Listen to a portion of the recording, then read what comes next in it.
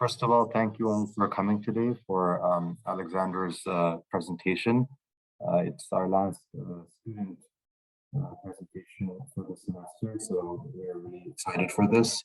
We do have some other events coming up. There is a end semester gathering we're co-hosting with the Department of Arabic and Islamic Studies, and I believe that will be on May 6th and will be announced pretty soon, May 6th at 12 p.m.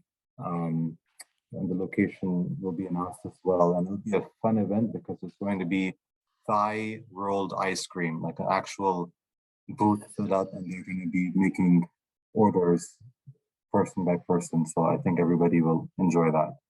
And we may have one other event with Professor Sarah Omar and Hatija on how to apply for grants and fellowships that might be pretty soon. So be on the lookout.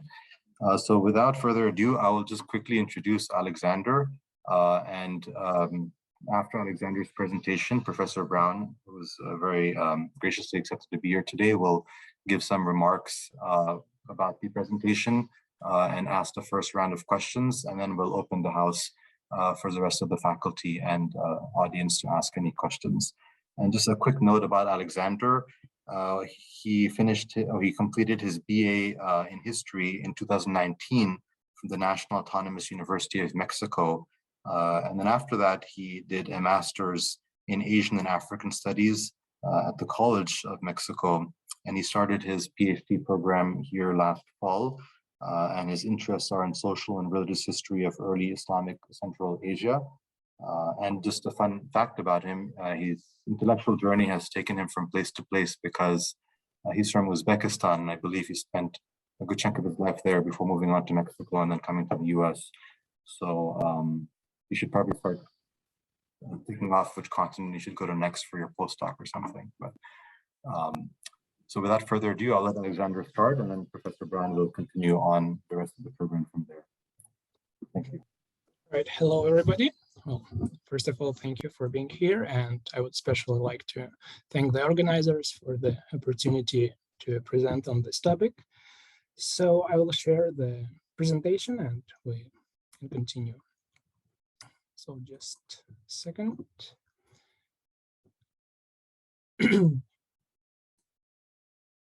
Okay, can you see the presentation? Perfect. So as you know, today we will be talking about the Ismailism, which is one of the oldest Islamic branches that continue to exist with more than 20 million of adherents around the globe. So however, it has only been since the first half of the 20th century that the larger academic community has come into direct contact with the primary sources of the Ismaili tradition. So their further interpretation by academics like Vasily Ivanov, Samuel Stern, Heinz Helm, Farhad Daftari, Patricia Krom, among others, allowed shedding light on the spread of the Ismaili call or Dawa in different provinces of the Islamic world. So the expansion of the Ismaili mission into the Persian lands and the frontiers of Central Asia, so we're talking about the provinces of Khorasan and Mawar-an-Nahr, was particularly successful and found response among different social strata of the local population. So this presentation seeks to synthesize the genesis of the earliest Ismaili mission in the Islamic East, and focusing on the specific sets of relationship that the Ismaili agents enjoyed with the local population of the Samanid domains, including the brief success among the Samanid elite, which led to the conversion of the Amir Nasr ibn Samani himself. So in the first half of the 10th century, reports appear on the Ismaili activities in the main cities of eastern provinces, like Ray, Merv, Nishapur.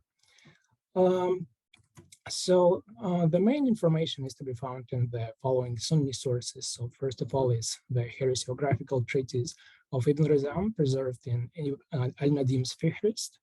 And then it's Siyasat Nameh, written by the prominent vizier of the Seljuks, Nizam al-Mulk, and recently discovered treaty Adab al-Muluk by Abu Mansur al-Thalibi, along with some minor, at least for our study, sources like فرق بين الفرق by al-Baghdadi, جميع الطوارئ by Rashid al-Din, among others. So the sources at our disposal present contradictory information, mainly concerning the affiliation of the Ismaili agents.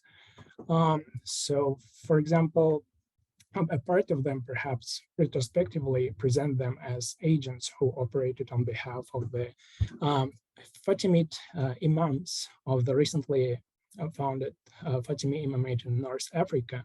So others claimed that the Dais were promoting the doctrine that enunciates the near advent of a messianic figure, so a Mahdi or Qa'im, who will appear to reveal the esoteric truth of the Quranic message and in its plenitude, and thus concluding the cycle of the prophetic traditions.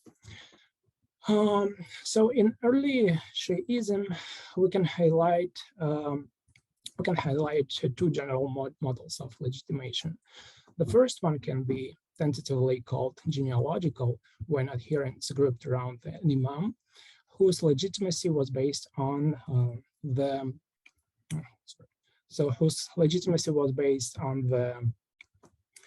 on his lineage ascending to Ali. So in many cases, a canonical line of succession was established. And then the second model can be termed eschatological, when after the death of a charismatic leader of Ali's lineage, his followers denied his death and proclaimed his occultation or ghaiba, so a sort of state that transcends space and time. So the imam's contact with the faithful was through the mediators, and this legitimized the latter's authority during the era of occultation. So both types of legitimation coexisted simultaneously, and there are several examples when a movement abandoned one model and adapted the other. Thus, we know that the creation of the Fatimid Imamate in North Africa took place after the major schism, as Farhad Daftari called it, initiated by Ubaydullah al-Mahdi, who in 899 proclaimed himself descendant of Jafar al-Sadiq through his son Abdullah al-Aftah.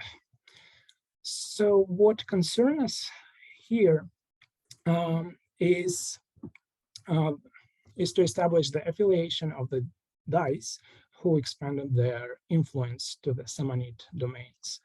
So which in turn led to the conversion of Nasr ibn Ahmad, the Samanid Amir. So in contemporary historiography, there is no unity in this regard. So authors like Daftari, Medalonk, Walker, among others, agree that the missionaries sent to Khorasan and Mawra Nahr operated independently of the Fatimids, whereas Fahrist translator Boyard Dodge and academics like Yahya Bayza defend the theory according to which agents of the Samanid courts operated on behalf of the Fatimid imams. So the analysis of the sources allows us to spot the simultaneous presence of two branches of Ismailism. So the cell that began operating in the province of Al-Jibal in northern Persia was established before the schism of 899, and the call was carried out in favor of Muhammad ibn Ismail and his return as Qa'im or Mahdi. So one of the key figures in this movement was the Dai Abu Hatim al-Razi, and it was precisely at that time when we find a number of conversions among the local rulers, as well as military generals of the neighboring province of Daylam. So at the same time, we have informs of Dai Abu Abdullah al-Khadim, who had been sent personally by Abdullah al-Mahdi and operated in Shapur from 920 onwards. Subsequently, Abu Sa'id Sharani succeeded him. So apparently, the Fatimids sent a number of dice to promote their interests in the wealthy and promising eastern provinces, as opposed to the Duat, who rejected the reform of 899 and thus the religious authority of the Fatimids. So what is left is the cell in Merv, operated under the protection of the converted Samanid general Ali al-Marwazi, who, according to Siyasat Nameh, was in charge of a number of cities of Khorasan, and dice such as An-Nasafi and Ibn Sawada. So after al-Marwazi's death, it was precisely An-Nasafi who left Khorasan and crossed the Oxus River to try his luck in Samarkand and Bukhara, the main cities of Mawar al-Nahr. So the primary evidence is based on the reconstruction of the treatise written by An-Nasafi. His Kitab al-Mahsul is considered to be the first registered Ismaili text. Although his book has not survived, a part of it can be reconstructed from the fragments preserved in other works, chiefly in Abu Hatim al-Razi's Kitab al-Islah. So as the title indicates, al-Razi corrects and criticizes several of al-Nasafi's postulates. However, the text illustrates that An-Nasafi professed the doctrine based on the eschatological model that viewed the historical process as a cyclical unfolding of epochs, or adwar. So according to it, to each era corresponds a speaking prophet, a natiq, like Muhammad, and who brings the exoteric aspect of prophecy, of dhahir, embodied in the religious law. In turn, if every speaking prophet has a counterpart known as a samit, the one who remains in silence, silent, who reveals the inner meaning, or al-batin, of the prophecy. So, and he is followed by then 7 imams, being the 7th one, the imam of his epoch, and the one who concludes it, becoming the speaking prophet of the next one. So according to this model, Muhammad ibn Ismail was considered the natiq of the 7th era, who would return as Qaim or Mahdi to fill the world with justice. And during the 7th epoch, there will no longer be 7 imams. Instead, the world will be ruled by lords of the 12 provinces, or Jazaya, until the return of Qaim. So al-Razi claimed the primacy among other dice. He regarded himself as the lieutenant of the absent imam. So despite the debates about the leadership in the movement during the absence of the Qaim and some philosophical disagreements, Kitab al-Islah illustrates that both Razi and Nasafi remain within the same, within the framework of the same eschatological model. So, and that they both rejected the Fatimid claims. The above, together with the secondary evidence from the Sunni sources, allows us to ascertain that the dawah that succeeded in the conversion of the Samanid Amir adhered to the pre-reformist branch of Ismailism. As for the Fatimid agents, after the execution of the second Dai, Ash-Sharani in Merv in the middle of the 10th century, traces of the Fatimid Dawah in the Islamic East are lost for several decades, but we know that despite the lack of information in the sources, we know that the Fatimid agents continued to operate secretly, and the evidence of it may be found in the Fatimid affiliation of Ibn Sina's father, so a Samanid official at the end of the 10th century. Now we can proceed to the reconstruction of the events that led to the conversion of the Samanid Amir. But first, just briefly, who were the Samanids? Well, in the 9th century, the Samanids had obtained the caliphal endorsement that endowed them with the status of rulers of Mawar al-Nahr, subordinated to the province of Khorasan. And Since then, different members of the House of Saman occupied different positions, and they have been governors in cities such as Samarkand, Shash, and Fargana. But after the successful war against the Safari leader Amr ibn Layth, the Samanids emerged triumphant, and by the beginning of the 10th century, Khorasan and Mawara for the first time had been unified under one single political power. So thus, the Samanid Empire extended from Ray in the west to Fargana Wali in the east, with the capital at Bukhara. So it was precisely to Bukhara that al-Nasri went after succeeding al-Marwazi in Khorasan. So the sources coincide that once in the capital, he managed to convert several high-ranking of Samanid officials, and with their help, he succeeded in arousing the interest of Amir Nasr and obtaining the face-to-face appointment and converting him to Ismailism. So the name registered in Siyasat Nama and Adab al-Muluk illustrate the magnitude of the movement at the court of Nasr as-Samani.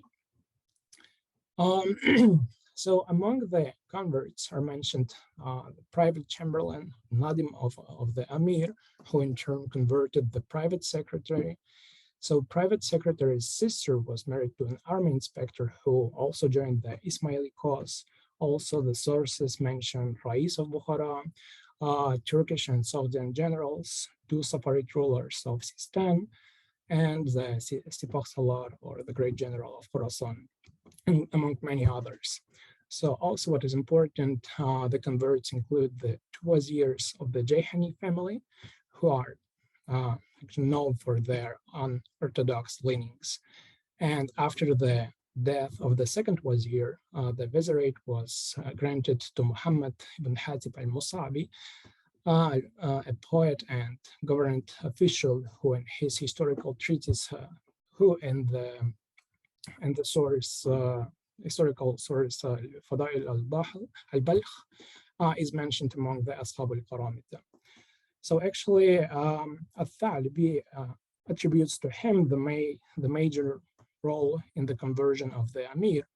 And as we can see in the following quote, so along with Ibn Sawada, he continually deceived him with his honeyed words and gradually introduced him to their doctrine. So in the history of Samarkand, known as Al-Qand, it is mentioned that Al-Musabi even carried out the persecution of the Sunnis after 940, when according to Nizam al-Mulk, after the success of the Dawah in the Samanid court, the Dais began to preach openly. So the speed and the success with which the spread of Ismailism was carried out reached such a degree that suspicions extended even to the members of the Sunni clergy. So thus, the Hanafi Qadi of Shash was one of those who were accused of being Qaramita. So the apex of the Ismaili mission coincided with the beginning of its downfall. So first, the decline began with the assassination of al-Musabi. So Al-Qand reports that he was killed by retinue, and after his death, the Dawah's positions have been significantly weakened. So Samanid chronics agree that Amir Nasr spent the last month of his reign ill, devoting most of his time to prayer. So evidently, in this state, Amir couldn't fully influence the state's political affairs. So he died on April 6th of 943, when he was succeeded by his son Nuh ibn Nasr as-Samani after the traditional 3 days of mourning. Although after Nasr's death, the Ismailis continued to occupy the leading positions in the court, apparently they didn't have sufficient influence to impose their conditions. So the persistence of the Dawah depended on the course the new Amir would adapt. So contrary to the hopes of the Ismailis, Nuh broke with his father's policy and relied completely on the Sunni ulama during the turbulent period of power transition.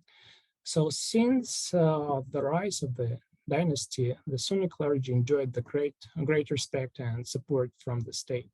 So in addition, the first emirs often involved the Sunni clergy in the political process, seeking their advice on state affairs. So in the Samanid domains, Sunnism was represented primarily by the Hanafi madhab, although in the late 9th century, the Shafi'i madhab also obtained the official permission to operate in Samarkand. It is not surprising then that the person who led the resistance against the Ismailis was the great judge of the Hanafi madhab, Abu al-Fadl al-Sulami. After we know that during the emirate of Nuh, governmental affairs were entrusted to him. So An-Nadim in his Fihris mentions the public debates, which were most likely a pre-planned sentence in which An-Nasafis and Ibn Sawada's representative, after the unsuccessful attempt to win over the new Amir, were defeated. And later, Nuh ordered Ibn Sawada and An-Nasafi's execution. So following the advice of Sunni jurists and denying An-Nasafi's request for another public debates. So Ibn Asir in Al-Kamil al-Tarikh informs that An-Nasafi was crucified in 943, and apparently his followers secretly stole his body afterwards. This episode in the history of Samanids, called by Luke Treadwell the Ismaili Interlude, is not reflected in this in the Samanid historiography. So we know that the later chronicles did their best to conceal this episode with the conversion of Nasr ibn Ahmad as-Samani. And so the gaps in the historical sources and the lack of numismatic evidence have generated a skeptical attitude regarding the authenticity of such a chapter in the Samanid history. So, for example, Siyaset Name's translator Herbert Dark is skeptical about this episode, whereas Richard Fry argues that Nasr's conversion was a personal choice and that was not reflected in his policy.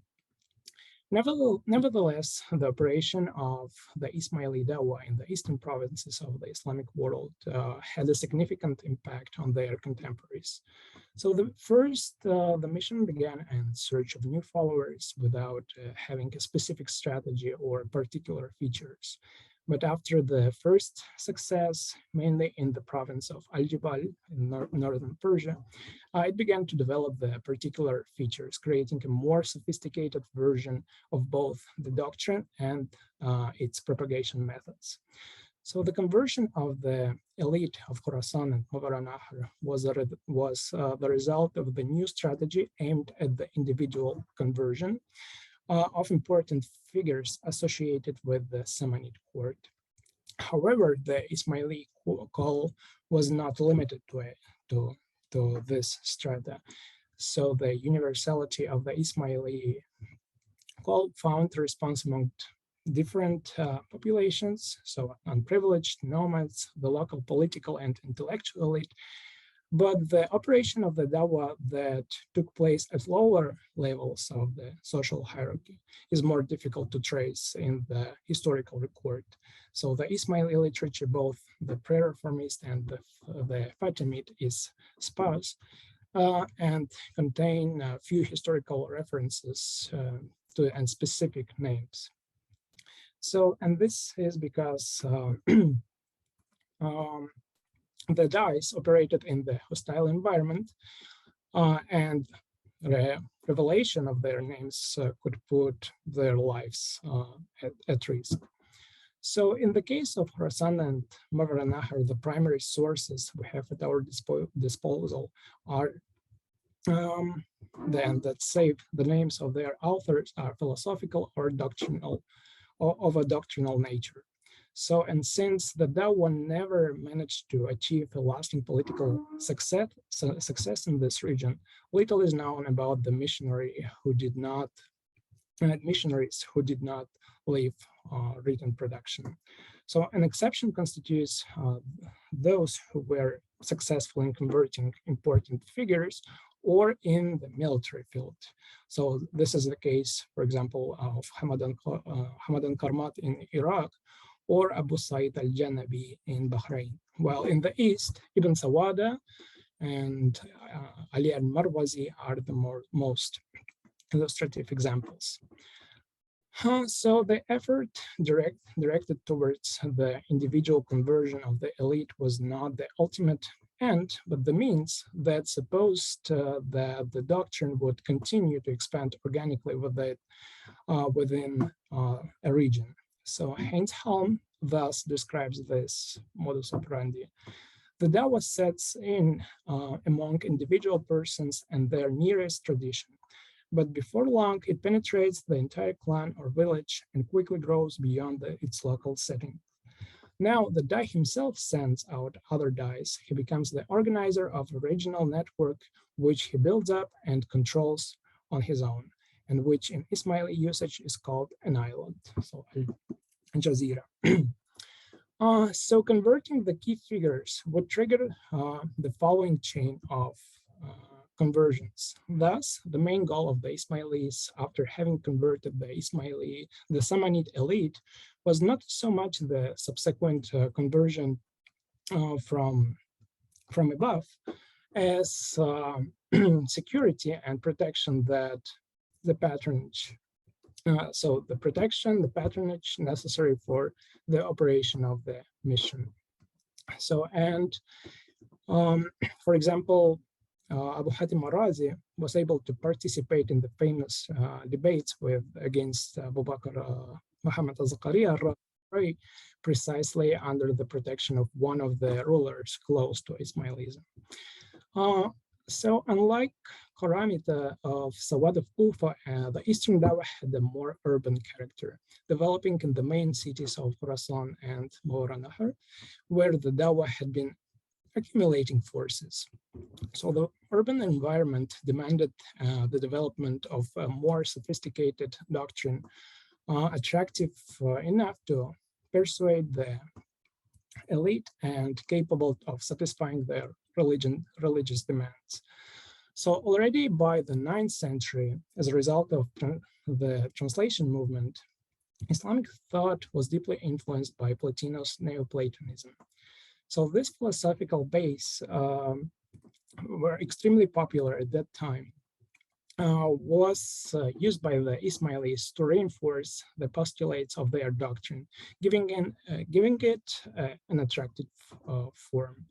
So the so-called Persian school of philosophy sought to reconcile innovative intellectual tendencies with the Quran and Shia theology, and to add to the terminology and Neoplatonic conceptions without losing the essence of their own doctrine. So quoting Farhad Daftari, the Iranian Dais elaborated complex metaphysical systems of thought with a distinct Neoplatonism and ancient cosmology, representing the earliest tradition of philosophical theology in Shia Islam. So thus, the Ismailism, the Eastern branch of Ismailism, on the one hand, preserved the pre-reformist doctrine free of innovations made by Ubaidullah al-Mahdi, and on the other, incorporated the main philosophical trends of the time. So the main goal of the Ismaili philosophical tradition was to explain the human condition and provide answers to questions which were partially explained or ignored by the previous reference systems. So as a result, the Ismailis managed to provide a whole system capable of explaining the surrounding reality using the most popular intellectual trends of the time.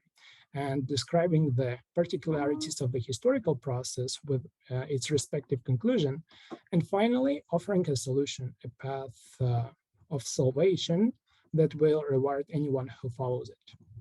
So in this way, we can say that the Dawah operated both with fear and hope. So by fear, I mean the Dawah was announcing the imminent proximity of the end of time, when every human being would respond for his actions. So, and this in turn evidenced the urgent need to search spiritual refuge, and at the same time hope. So by offering the possibility of having access to the hidden knowledge that transcends the formalities of the external aspect of the religion of Dhahir and reveals the true meaning of the prophecy. So thus ensuring the individual salvation. So it was precisely the individual salvation above all the formal limitations that may have attracted the intellectual and political elite. So it was the message that corresponded to the aristocratic nature of the Samanid court. So when talking about the political sphere, we know that the Samanids have not expressed a hostile attitude towards the Abbasid caliphs, recognizing their nominal religious authority. So the latter is reflected, for example, in the minting of coins with the names of the Abbasid caliphs.